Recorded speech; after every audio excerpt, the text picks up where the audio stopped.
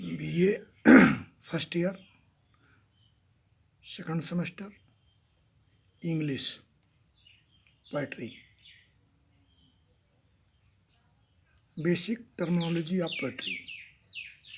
कविता के आधारीय शब्दावली। कविता पढ़ने के पहले उसमें प्रयुक्त शब्दावलियों का मुख्य सारांश, मुख्य अर्थ जानना जरूरी है। इसीलिए कविता पढ़ने के पहले कुछ उसकी आधारीय शब्दावली का ज्ञान निम्न वीडियो में दिया जा रहा है। कृपया इसको ध्यान से पढ़ें जिससे कि कविता का मूल भाव समझ में आ सके। Number 1, anaphora. The repetition of word और phrase usually at the beginning of line. Anaphora एक ऐसी शब्दावली है जिसमें कि शब्द या वाक्यांशों का प्रयोग सामान्य रूप से कविता की शुरुआती पंक्तियों में किया जाता है। एलिट्रेशन, अनुप्रास अलंकार। The repetition of sound in A sequence of words. शब्दों के क्रम में ध्वनियों का पुनरावृत्ति अनुप्रास अलंकार कहलाती है। एलिगोरी, रूपक। Narrative with two levels of meaning. दो प्रकार के अर्थों के साथ इसका प्रयोग किया जाता है।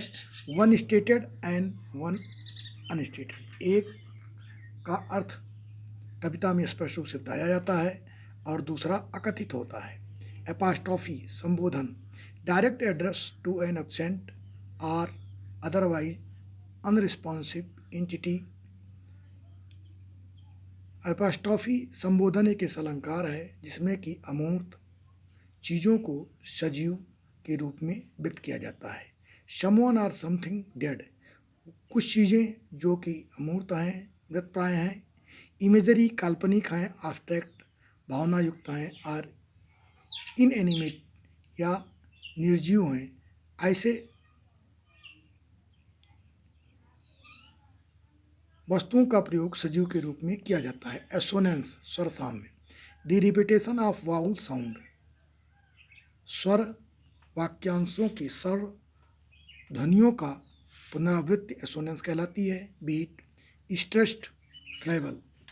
स्ट्रेस्ड सिलेबल जोर दे करके कहे गए वाक्यांशों को बीट कहते हैं। Binary, dual, twofold characteristic by two parts. द्विअर्थी शब्दों को बाइनरी के नाम से जानते हैं। Blank verse, unrhymed iambic pentameter. लय रहित आइम्बिक पेंटामीटर को ब्लैंक वर्स कहा जाता है। सीजुरा मतलब छंद विराम। An audible pause internal to a line. एक सुनने योग्य आंतरिक रुकावट होती है जो पंक्तियों में पाई जाती है। यूजुअली इन द मिडिल, सामान्य रूप से मध्य में। एन ऑडिबल पास, एक सुनने युक्त रुकावट। At the end of line, जो पंक्ति के अंत में है। इज कॉल्ड इंड स्टॉप, जिसको कि इंड स्टॉप कहा जाता है। A French Alexandrian Anglo section literary. French Alexandrian Anglo section literary metre, काव्य पंक्तियाँ। एंड लैटिन डायलेक्टिक, और लैटिन छंद के भाग। हेक्सामीटर, जो हेक्सामीटर होता है 6 पंक्तियों का।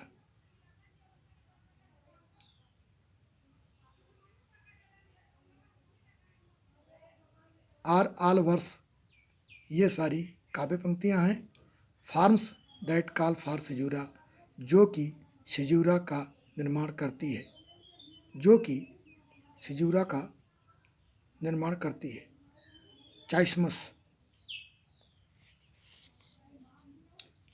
फॉर्म ए ग्रीक लेटर। चाइस्मस पदबंध विपर्य। फॉर्म ए ग्रीक लेटर, जो कि एक ग्रीक वाक्य का निर्माण करती है। CHIX। एंड क्रास्ट रिहर्टिकल, और क्रास्ट अलंकारयुक्त। पैरेलल, समांतर। दैट इज पैरेलल फॉर्म, जो कि एक समांतर स्वरूप होता है।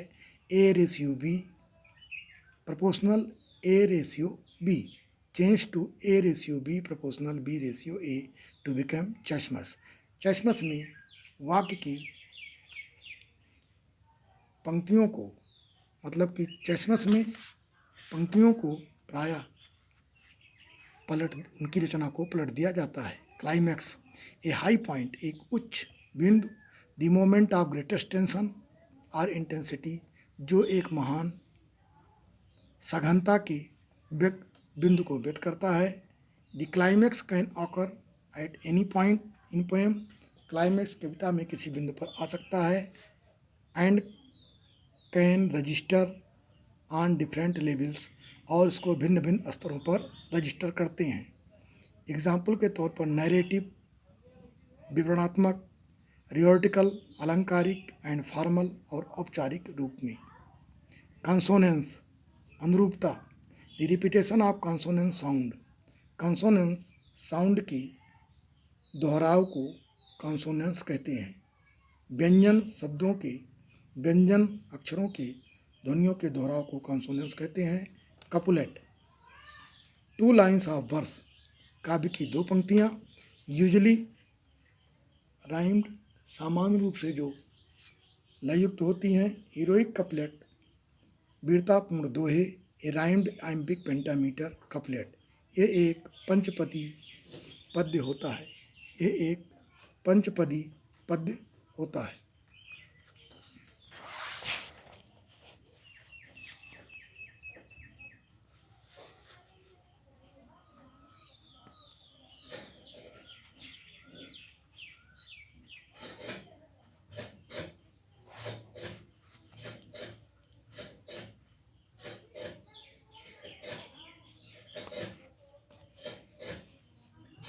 डिक्शन, वर्ड चॉइस, शब्दों का चयन। स्पेशली द क्लास और काइंड ऑफ वर्ड्स चूजन, विशेष रूप से वर्ग या शब्दों के प्रकार को चुना जाता है, उसे डिक्शन कहते हैं। भाषा, इलगी, सिंस 17th सेंचुरी, 17वीं शताब्दी से, यूजली डिनोट्स रिफ्लेक्टिव पोएम, सामान्य रूप से ये प्रतिबिंबात्मक कविताओं में पाई जाती हैं। That laments the loss of something और समवन, जो कुछ प्रिय व्यक्तियों के हानि पर गाया जाता है या विलाप किया जाता है। इंड स्टॉप्ड लाइन, अंतिम पंक्तियाँ, end stopped line. It is a line, यह एक पंक्ति है। That ends with punctuation mark, जो उद्धरण चिन्हों के साथ बंद होती है। And whose meaning is complete, और जिसका अर्थ पूर्ण होता है। इंजैबर्ड लाइन, इंजैबर्ड में तितर बितर पंक्तियाँ। It is a run on line, ये पंक्तियों पर दौड़ती हैं। That carries over into next to the complete its meaning, जो अगली पंक्ति को अपने अर्थ की पूर्णता के लिए समायोजित करती है। Foot, the basic unit of accent syllabic, आधारीय इकाई accentual syllabic and quantitative metre, और वर्णात्मक वाक्य कविता के पंक्तियों के लिए। Usually combining stress with one, जिसमें सामान्य रूप से एक स्ट्रेस्ड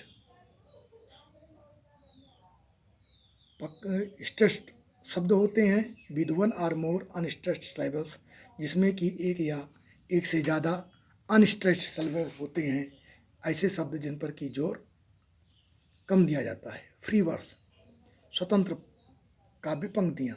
पोएट्री इन विच, वो कविता जिसमें the rhyme does not repeat regularly, लय प्रायः बार बार दोहराई नहीं जाती है, फ्री वर्स कहलाती है।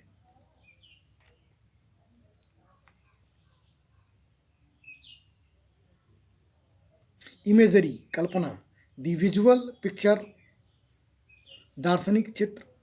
Use to render a description, जो किसी विवरण को प्रतिपादित करती है। मोर विविड, ज़्यादा स्पष्ट रूप से। एंड इमीडिएट, और तत्कालिक रूप से इमेजरी कहलाती है। Metre, a regular repeating rhyme, एक लगातार दोहराई जाने वाली लय पंक्तियाँ। Divided for convenience into feet, जो सुविधा के लिए फीट में विभक्त होती है। Metonymy, a figure of speech in which something is represented by another thing. व्यक्ति के लिए वस्तुओं का प्रयोग, एक ऐसा अलंकार जिसमें कि कुछ चीज़ों को दूसरे के लिए प्रयोग किया जाता है। दैट इज कॉमन, जो सामान्य होता है।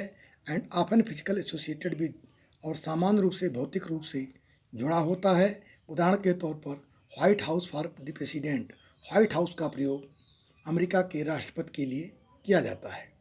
Ode, a genre of lyric, ode जो है काव्य का लिरिक का एक प्रकार है। An ode tends to be long, ode सामान्य रूप से लंबी होती है। सीरियस मेडिटेशन, जिसमें गंभीर चिंतन किया जाता है। ऑन एन एलिवेटेड सब्जेक्ट, एक उत्कृष्ट विषय वस्तु पर। प्रोसोडी, छंद, द स्टडी ऑफ वर्सिफिकेशन, काव्य का अध्ययन, काव्यकरण का अध्ययन। द फॉर्म, मीटर, रचना का निर्माण। राइम, लय का।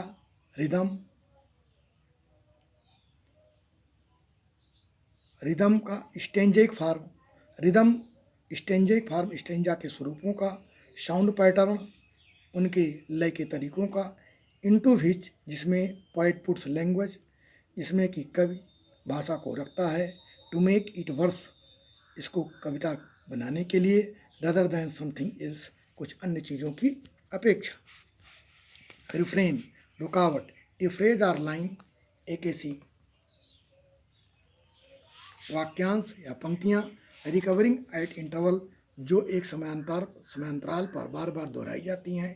The definition does not require, परिभाषा में आवश्यक नहीं है। That A refrain include the entire line, कि रिफ्रेन में पूरी लाइन प्रयोग की जाए। नार दैट, ना तो। It recur at a regular interval, यह एक निश्चित अंतराल पर दोहराई जाती है। Though refrains often are and do, यद्यप रिफ्रेन प्रायः ऐसा करते हैं। रिफ्रेन में कुछ फ्रेज या लाइन को दोहराया जाता है। Rhythm, A pattern of stressed and unstressed syllable, एक स्ट्रेस्ड और अनस्ट्रेस्ड सिलेबल का तरीका। एंड पाजेज इन लैंग्वेज, और भाषा में रुकावट रिदम कहलाती है। Regularly repeating rhythm is called metre, लगातार दोहराई जाने वाली रिदम जो है मीटर कहलाती है। स्कैंसियन, चित्रात्मकता, the identification and analysis of poetic rhyme, कवित्व की लयों का परिचय और विवरण। एंड मीटर, और काव्य की पंक्तियों का। To scan a line of poetry, कविता की किसी भी पंक्तियों को स्कैन करना, चित्रण करना। Is to mark its stressed and unstressed level, इसमें स्ट्रेस्ड और अनस्ट्रेस्ड लेवल को चिन्हित करना है। Simile, a figure of speech, एक ऐसा अलंकार है।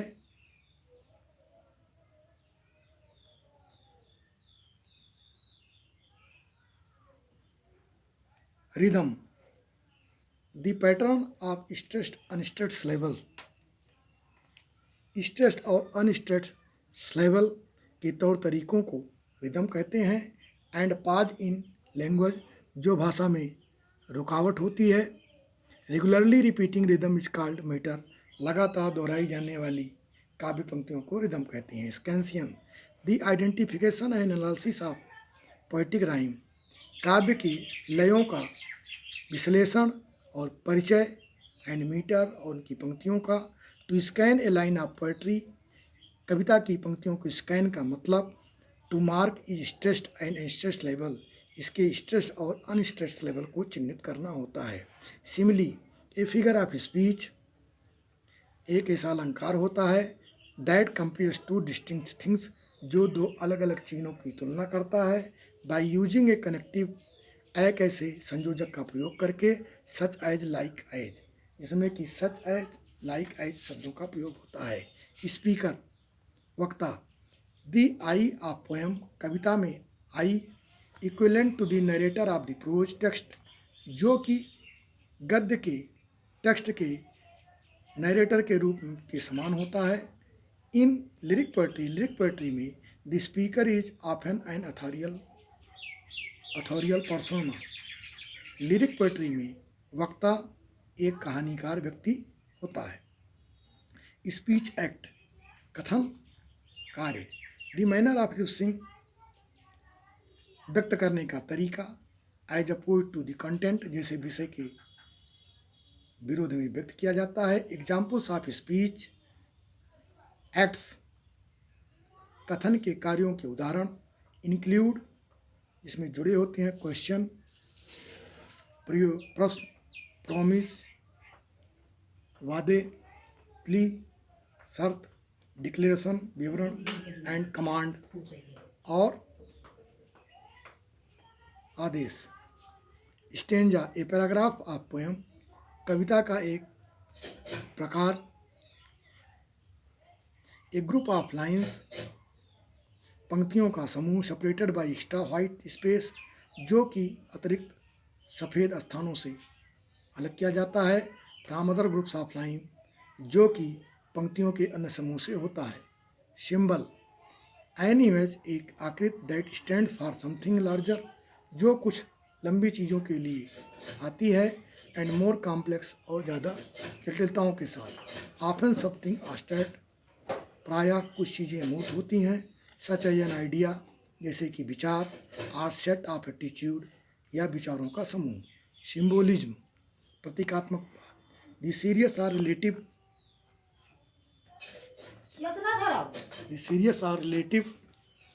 sustained use by symbols of representing or suggest or things or ideas। ऐसे गंभीर संबंध जो कि किसी प्रतीक को व्यक्त करते हैं, विचारों को सिंबलिज्म कहलाता है।